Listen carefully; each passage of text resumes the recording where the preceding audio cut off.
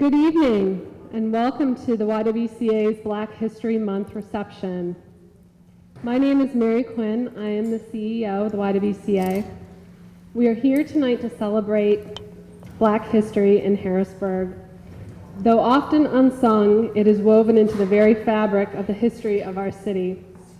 Knowing our collective history helps us as a community come together and move forward to where we want to be in the future. The YWCA has played a key role in this community over the past 122 years. We have, this building itself is a historic building. It used to be a Catholic orphanage. We're in the former chapel now. And as you came in, we tried to highlight some of our Black history in a very small snapshot, and we wanted to display it in a way that we could keep it because it is a sense of pride for us. So we thank McNeese, Wallace, and Nurek from the bottom of our hearts for sponsoring this event tonight.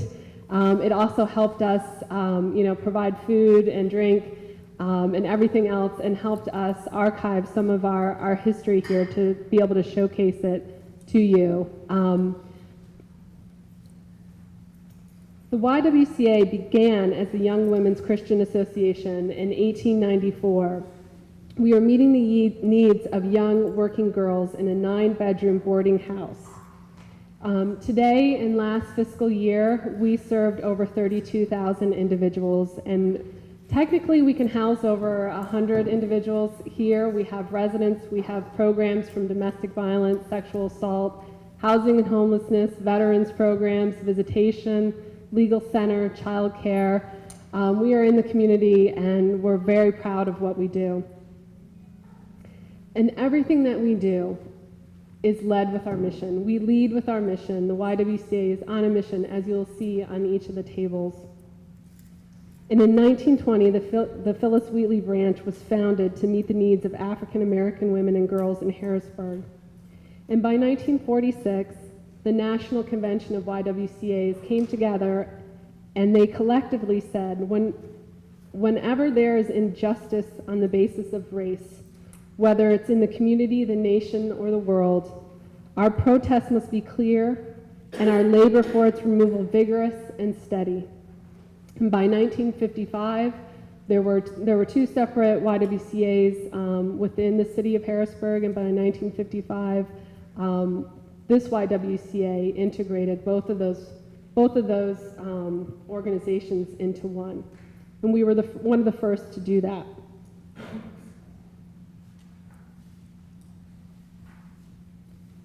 And by 1970, the National YWCA adopted a one imperative mission, which said to thrust our collective power towards the elimination of racism wherever it exists and by any means necessary. Today, we have a diverse constituency and have built robust racial justice programs for our focus on strengthening partnerships to address racism in the greater Harrisburg community and educating and equipping our staff to embody our mission in everything that they do and all of their work. Tonight, we will hear more about Black history in Harrisburg and the YWCA's role in that from Caleb Jackson. We will also be unveiling our new Race Against Racism route. And we hope that our new route forges deeper connections between our mission of eliminating racism and the history of our city. I would like to now introduce Mayor Pappenfuss, who we're so happy to have here today to make some brief remarks. Mayor? The only way to really talk into this is to hold it close.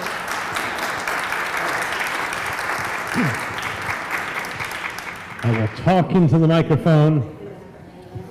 I have some prepared remarks for you, and I have a special surprise, which I want to show you, which I recently acquired, and I think is fun to unveil tonight. But first, I want to salute the YWCA of Greater Harrisburg for sponsoring such an important event to commemorate African American History Month here in Harrisburg. And I'd like to thank this pillar of our community for the many ways it reminds us of the role we can play to battle the scourge of racism that exist today in our community. As we all know, it is only by understanding our history that we can work together to build a better future. And what the YWCA is doing today is so important because it's helping us understand the important role our city has played in African American history and in the history of our nation, and in helping us pay tribute to those great men and women who struggled in the cause of freedom and justice. It is teaching us all a lesson that we can build on today. Harrisburg's history as a great capital on the east coast of the United States is intricately tied to the overall history of African Americans in our country. Only a few steps from here, a historic marker on the grounds of the state capitol gives testament to the city's key role in helping thousands of fugitive slaves in their journey to freedom.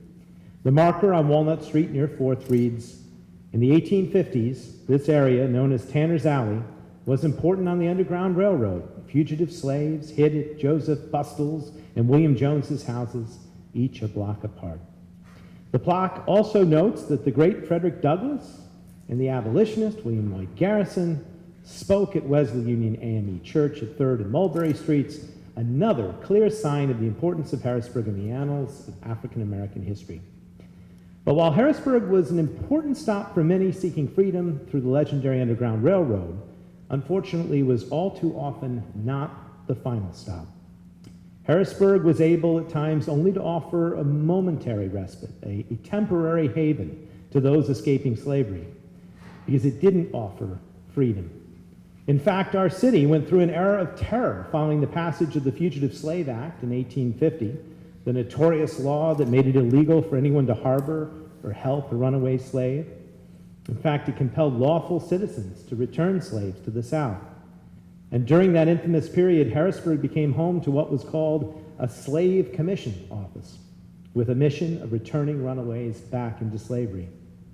One particularly villainous attorney, Richard McAllister, used that office to terrorize the city, capturing both free black people and runaway slaves to ship them back into bondage in the South. McAllister's reign of terror lasted 3 years before the people of Harrisburg forced him to resign, and we eventually closed that slave commission office. It would be another 10 years before the nation's lawmakers followed Harrisburg's lead and repealed the Fugitive Slave Act. Yes, Harrisburg's history is intricately connected to some of the greatest and some of the most onerous periods of our nation's history. But our city clearly has reason to boast about its people and the role they have played in our history. In modern times, our city has known some of the greatest African American thinkers and activists anywhere in the nation.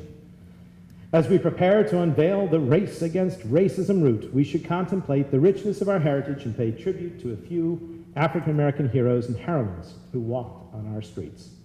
To name just a few, there was, of course, C. Dolores Tucker, who found her way to Harrisburg from Philadelphia and served as the first black and first female Secretary of the Commonwealth. She also was the first black female vice chairman of the Pennsylvania Democratic Party. There was John P. Scott, Harrisburg's first black school administrator, who was a tireless advocate for education as the surest path to freedom. And we must not forget the beloved William Howard Day, who made history by becoming the first president of the African American School Board, and was in fact the first African American to hold such a position in any white community anywhere in the United States, predominantly white community, that is. And that's where the treat comes in. I brought you a letter, which I will have up, or people can look at later in the day. It was written 130 years ago, approximately, by William Howard Day. Beautiful penmanship, in which he describes his own personal journey from slavery to freedom and beyond. He talks about traveling and lecturing in Europe. He talks about working in Canada. And he bravely talks about how emancipation was only the first step. And the real battle was one against racism. And he was not afraid to criticize his own party. And in language that you can still hear today, he criticizes the Republican Party, remember the party of Lincoln, for not doing enough.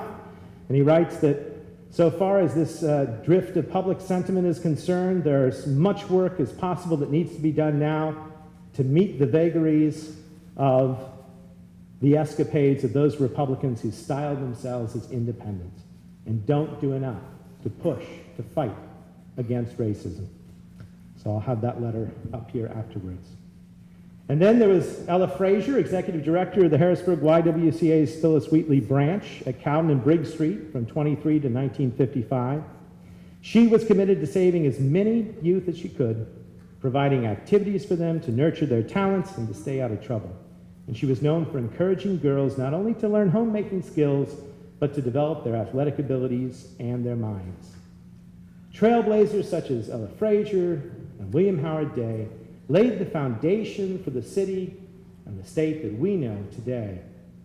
Again, I want to thank the YWCA for calling us together to recognize the lives of notable African American leaders in Harrisburg and to pay tribute to the countless others who have left their marks on our city. Their legacies will be eternal sources of inspiration and pride, not only for the people of Harrisburg, but for our Commonwealth and for our entire nation. And the race against racism is a fitting tribute to all of their efforts. Thank you.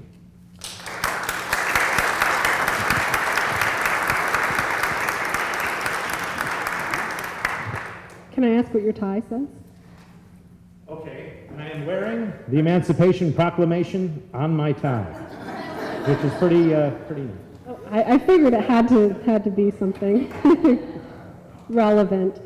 So next I'd like to introduce Caleb Jackson, a native to Harrisburg. Caleb brings both his personal expertise as well as his historical expertise on this topic. Perhaps the foremost historian on Black history in Harrisburg, Caleb serves on the board for both Historic Harrisburg and the Dauphin County Historical Society. He will share with us some of the significant events which have occurred in Black history in Harrisburg and speak to the YWCA's role in that. So please put your hands together and welcome Mr. Caleb Jackson.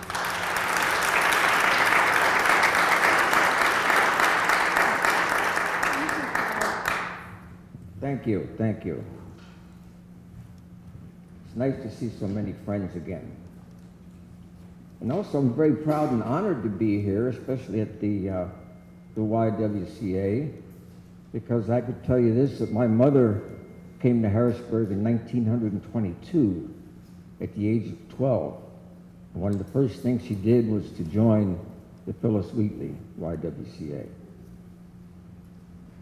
One of the things I like to do as a historian is to try to connect different things together. Now, most of you have seen the quilt that's on display outside.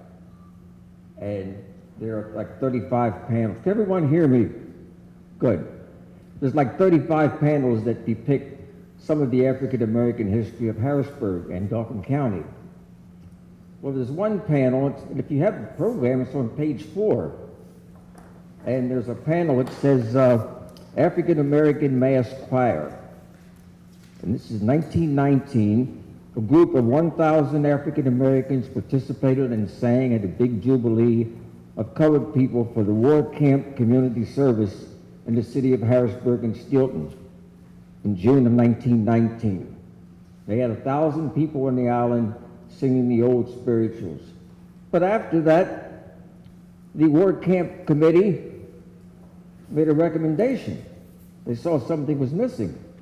And they made a recommendation that the Harrisburg organize a YWCA and a YMCA.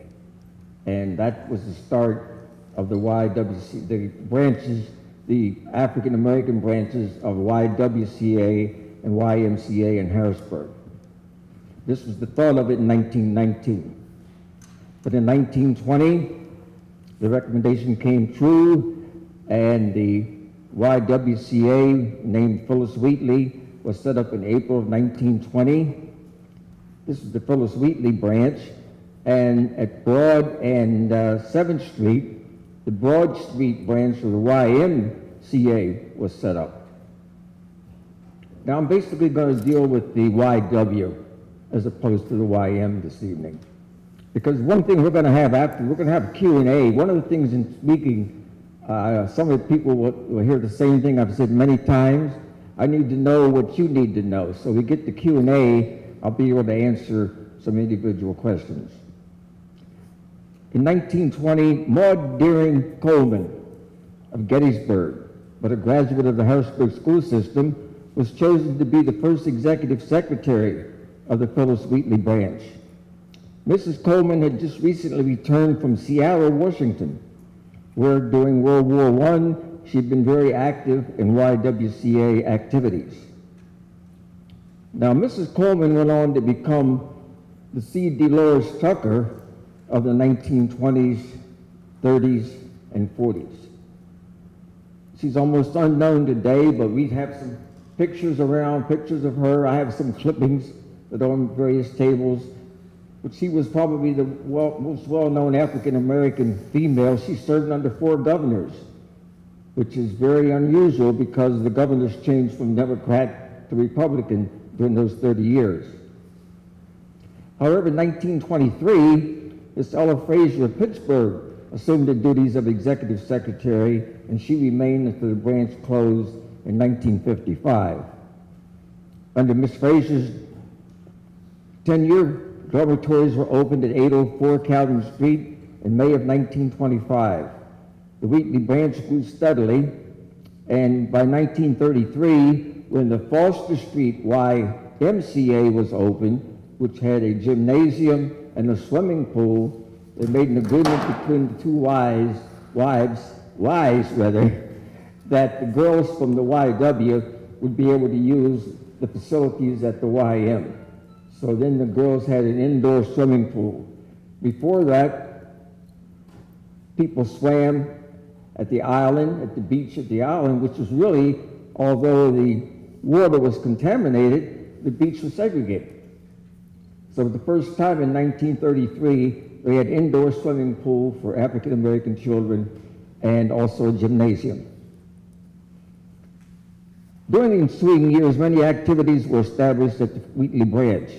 This included the Book Lovers Club, recreational, religious, cultural, handicraft, leadership training, sewing, home economics for young women, and a hospitality club was established. And I particularly know about the hospitality club because my mother was a member of that, and I have some clippings around that show her in the hospitality club along with other young ladies. And in fact, she was the treasurer of that for many years. The club presented plays, fashion shows, and receptions. There's a picture on one table showing Miss Marian Anderson, who came to Harrisburg quite often, and she was, at one time in 1945, a reception was given for her by the Hospitality Club. It was also common to invite famous African-American women who made presentations at the Phyllis Wheatley Y, especially when they had their mother and daughter banquets. In 1945, Esther Popel Shaw, who had been a graduate of the Harrisburg schools in 1915 and was the first African-American female to graduate from Dickinson, which she graduated Phi Beta Kappa in 1919, she came back to speak at the Mothers and Daughters Banquet. Now, Mrs. Shaw, who was a teacher in Washington, had also worked with Carter Woodson on the Journal of Negro History. And those that know, and she was his favorite reviewer, but now those that know the beginning of Negro Week and Black History Month know that Carter Woodson was the creator of Negro History Week, which later became Black History Month. So here we have a direct connection between Harrisburg and the origin of Black History Month through Esther Popel Shaw. We also have from Harrisburg is related to almost all Black history, from slavery, Underground Railroad, Civil War, in fact, all wars. Buffalo Soldiers, we had somebody at the Niagara Movement in 1909, the NAACP, civil rights, sports, music, theater, movies, you name it. Harrisburg has a connection. Around 1730, just to briefly review some of this, Hercules, a slave for Harrisburg's founder, John Harris, contacted friendly Indians who saved him from hostile Indians who had tied him to a tree and were about to burn him at the stake. Had it not been for Hercules, Harrisburg might have been named something else. Wesley Union Church, which was founded in 1816, is observing its 200th anniversary this year, and is one of the oldest black churches in the United States. Some of these members included Jane Chester, Catherine McClintock, the Marshall and Layton families, and many other famous families of Harrisburg. Now, the famous artist Crafton Tyler Brown was born here in 1847. We don't know much about him because he moved to the West. He became a famous painter, but he was also a lithographer for Wells Fargo and Levi Strauss. So when you pull out a pair of Levi's, this means that it's quite possible he had something to do with the origin of the Levi logo. Joseph Busto, a Harrisburg school teacher in the 1950s, was a conductor on the Underground Railroad. T. Morris Chester of Harrisburg, only black correspondent during the Civil War. The Reverend David Stevens, also of this Wesley Union AME Zion Church, was one of only 14 black chaplains in the Civil War. And as Mayor Poppenfuss had mentioned, William Howard Day was the first black president of the school board. Now, W. Justin Carter, a lawyer, was a member of the Niagara movement in 1909 with the famous W.E.B. Du Bois, and was one of the founding members of the NAACP. Have any of you ever heard of the black silent movie star?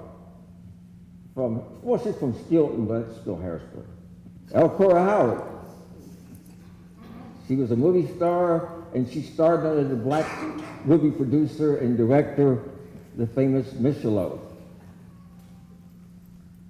J. Leonard Oxley, who I had the pleasure of growing up with in Harrisburg when he was young, became a Broadway musical director. He was the Broadway director of Bubbling Brown Sugar. John Brown of Harrisburg, famous alto saxophonist, Dizzy Gillespie's band. Art Davis, that I grew up with. When he was in William Penn, his senior year, he was playing the double bass, and he was playing with the Harrisburg Symphony. He went on to play with the New York Philharmonic. He played with a lot of jazz artists, Duke Ellington, Coltrane, Monk, Louis Armstrong. In fact, he's the one that's given credit for the blind audition. That is, when a person is auditioning for a position in a symphonic orchestra, they are heard but not seen. In other words, the blind audition is one where the people that are doing the audition, they don't know if it's a man, a woman, or if it's black or white, or what their nationality or what their race is. They listen to what they have to play, and then they decide if they're going to put them into the orchestra. Art Davis was one of the ones that founded that. Now, in April of 1946, I mentioned these banquets that they had at the Phyllis Wheatley Y. In April of 1946, Mrs. Jessie L. Van came to Harrisburg to speak. And she had been a 1904 graduate of Harrisburg High. At that time, in 1945, she was the publisher of the Pittsburgh Courier because her husband, Robert Van, had died in 1940, and she continued to publish the famous Pittsburgh Courier. And at Phyllis Wheatley Y, her topic when she spoke at the Vesper service was journalism, a new field for the Negro woman. So what we're saying, at the Phyllis Wheatley Y, we had a chance to see many famous people, to hear them, to know what they were about. Now, a young Barbara Baton of Harrisburg, who was a member of the Y team office, and there's a clip on one of the tables that shows her in October of 1948 was she is a teen at the training conference. She later became Dr. Barbara Baton, PhD, and was the first African-American female president of the Harrisburg YWCA. And there's a pamphlet on the table out there that has a very nice picture of her. Her sister, who also grew up in the Y, was Dr. Maisha Baton, and she became a good friend of August Wilson while studying in Pittsburgh. Maisha Baton, August Wilson, and two others established the famous Kuntu Writers Workshop in Pittsburgh, which just closed in 2002. So I see that connection because every February we usually have a play by August Wilson. We know he wrote at least 10 plays, one in each decade of the 20th century. But Maisha Baton, Maisha was also a playwright. And I'm looking forward to the day when we present one of her plays in Harrisburg. One of us called Kate's Sister, which is a story of a black woman who serves in the Buffalo Soldiers. Very interesting play. I'm just going to close this by mentioning a good friend of mine from Harrisburg that a lot of you may not know, and this is a contemporary. His name is Dr. Kenneth Mack, who is the Lawrence Beale Professor of Law at Harvard. Now, Kenneth Mack was born in Harrisburg in 1964. He attended school up to 11th grade in Harrisburg. He graduated from CD East in 1982. He earned a BS in electrical engineering from Drexel. Then he decided he wanted to be a lawyer. So he went to Harvard. He graduated in Obama's law class. And he also loved history, so he got a PhD in history from Princeton. And he was in Harrisburg, actually, in 2008. He was the commencement speaker at the Harrisburg University. But a lot of you just, maybe you weren't around or you just missed him, but he's a Harrisburg product. His father and his uncle worked with me at the post office, which I'm retired from. So it's just connections. When we get to Q&A, I'd like to answer any individual question you might have for Harrisburg. But for now, I thank you.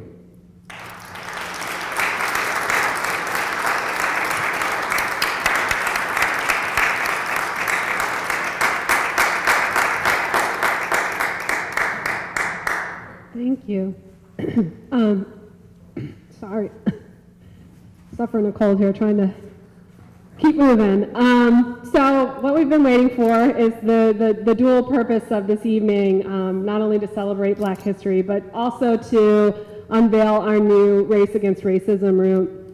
I am the new CEO as of September, and it was my job to kind of look at the way that we do things here at the Y and our mission, and find new ways to integrate our mission into everything that we do, our programs and our services, and into the community.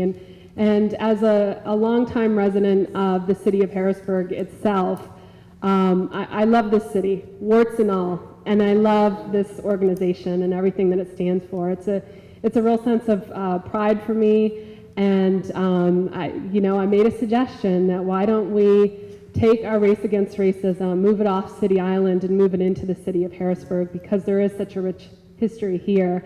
And I learned so much just from Mayor Papenfuse and Mr. Jackson just now that I had no idea, and I feel like we're just scratching the surface, not only with our Y history, but with the city's history. And I'm just delighted that all of you are here tonight to share in this, and that we are going to be able to bring this, our mission, and highlight our city to a whole new group of people.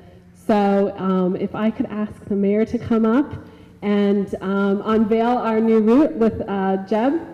And I'm going to allow David Morrison here to say a few words, and then we'll answer any questions that you might have. So unfortunately, I don't think we have a drum roll, but uh-oh. Oh, we're going to do a count. We need to do a count. Okay, from what point? Oh, how about, let's count down from 5. Okay, 5, okay. Are we ready? All right. 5, 4, 3, 2, Don't fall down.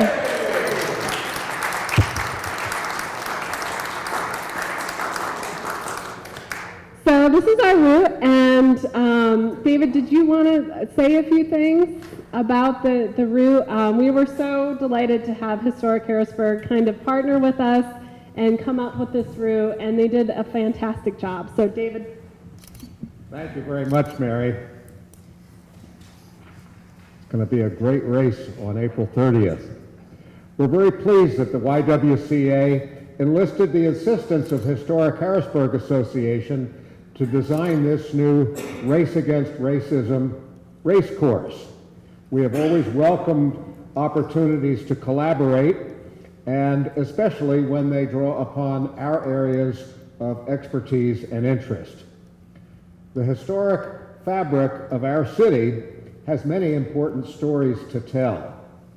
Our house tours, our walking tours, our bus tours, and self-guided tours are all designed to tell these stories to residents and visitors in ways that are educational, meaningful, and fun.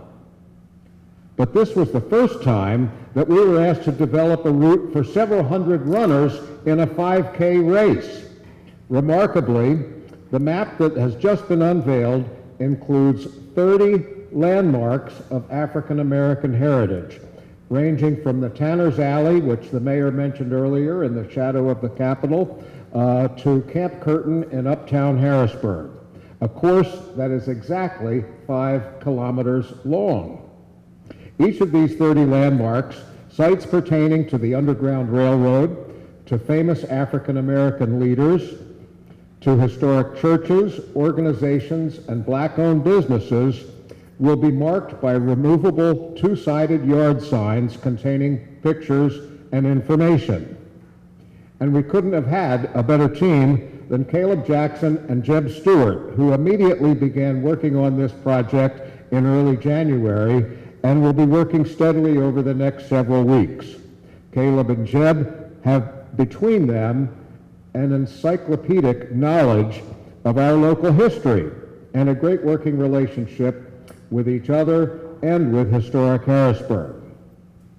Laying out a race course like this through busy city streets rather than through Riverfront Park takes some doing.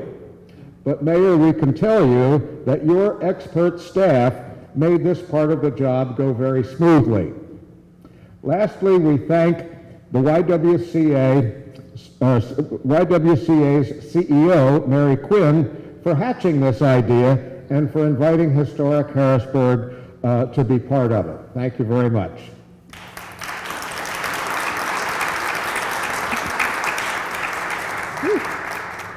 Thank you. And it was an idea, and it wouldn't have come to fruition if it wasn't for Historic Harrisburg and my dedicated staff. Aaron O'Day, are you in the room? Aaron, can you please stand? This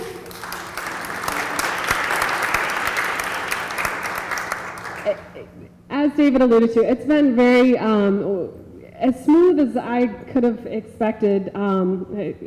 Really wonderful, but still a lot of paperwork went involved in getting all the right police departments. We have, the Capitol Police and the City Police, and some roads are owned by the city and some are owned by the state, and kind of navigating all that has been more than I anticipated, but Aaron did a wonderful job. And our other staff, Amanda Arbor, if you could please stand as well. Amanda is our racial justice coordinator and has put this evening together beautifully. And I thank them both for really taking this idea and running with it. If I didn't have wonderful staff, this could have never happened. So before I ramble on any further, I would like to open the mic up. Does anyone have any questions for Mr. Jackson in terms of history or about our upcoming race route? David Morrison said a couple hundred. Actually, our race last year was about 700 participants, and I hope this year would get about 1,000. So I expect all of you to be signed up, and you can walk. But really, I think that would send a message to this city and to the community as a whole. So, does anyone have any questions? Would Mr. Jackson tell us a little bit more about the Grand Review, the first Grand Review here in Harrisburg? Yes. There you go, Carol. The first Grand Review, actually it's a commemoration of the November 14th Grand Review of 1865. See, the Civil War ended, after the Civil War, in May of 1865, there was a Grand Review in Washington where Grant's soldiers marched and Sherman's it was like a 2-day parade. And for whatever reason, there were very few of the United States colored troops, known as USCT, were in that parade. Now, Harry Jones from Washington, that's the historian at the USCT Museum in Washington, mentioned that a lot of these black soldiers were not in the vicinity.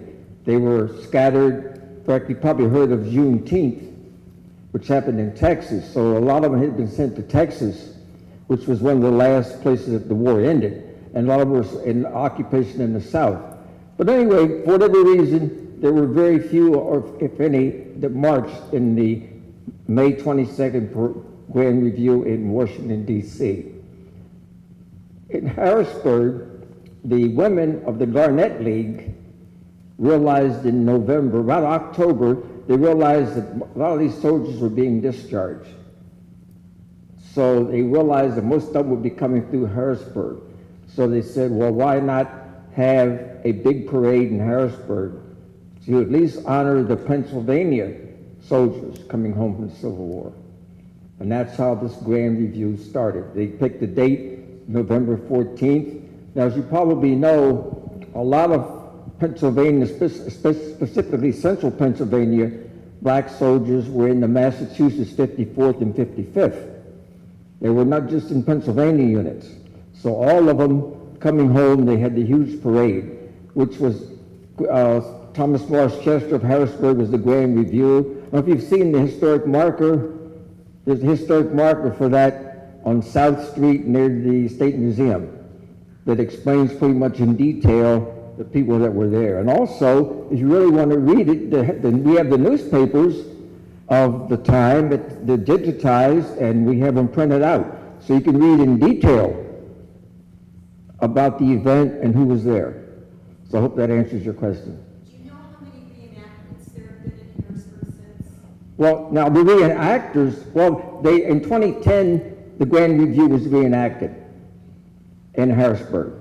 And we had approximately 1,000 reenactors coming from all over the country. Now, some came as far as Tennessee, North Carolina, South Carolina. Those soldiers were not represented in the original Grand Review in 1865. But once other reenacting units heard about it, they came. And that was in 2010. Also, just this past year, we had a reenactment in Harrisburg. It was not as large as the 2010 event, but we still probably had at least 400 reenactors this time. So the race will start and end at Soldiers Grove, which is, of course, over top the old 8th Ward. Could you speak to the significance of those two sites? Good. Well, first of all, as I just mentioned, that USCT marker, which is one of the numbers on there, is in Soldiers Grove. But Soldiers Grove, does everyone know where Soldiers Grove is? Well, if you know where the Forum Building and the State Library, well, the end of the State Street Bridge, let's put it this way. If you're coming across the State Street Bridge into the Capitol, if you don't turn, if you continue out, as a few cars have done in history, you're going into Soldiers Grove. And in Soldiers Grove, they have historic markers on the ground of all the Pennsylvania soldiers and sailors and Marines that were given the Medal of Honor in all wars. So you can actually walk out, and that started in the Civil War, but you can see the markers on the ground from the Civil War, the war in Korea in the 1870s and so forth. all the way up to the present time. Well, that's called, and actually it's called Soldiers and Sailors Grove, because a lot of sailors sometimes tell me that we don't mention them. You know, if you don't mention one of the service branches, you can be in trouble. But that's the significance of it.